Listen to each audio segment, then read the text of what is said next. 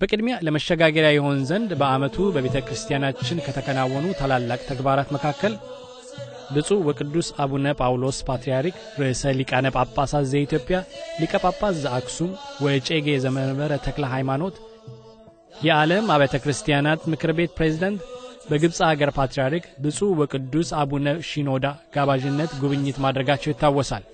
ይህንኑ የሚያሳየው ፊልም ደርሶናል። ተከታተሉ።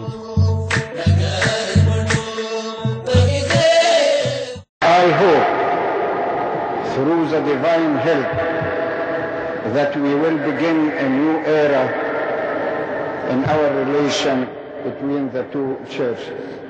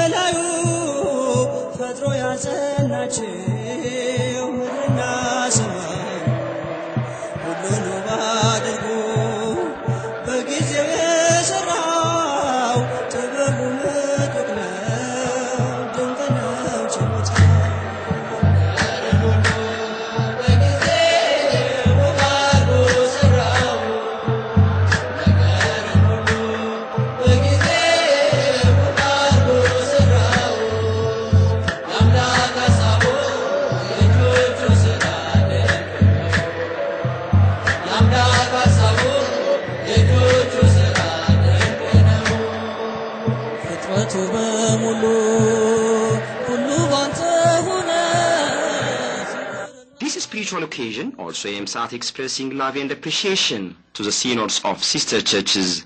The message and challenge of this occasion are that the churches face all the problems and the concerns people are facing today.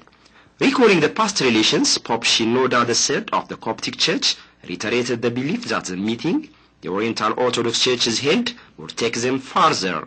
We always remember Saint Taklahmanot of Ethiopia and Saint Gregory of Armenia. We have one dogma, one faith, one tradition, and one believing in our Lord Jesus Christ.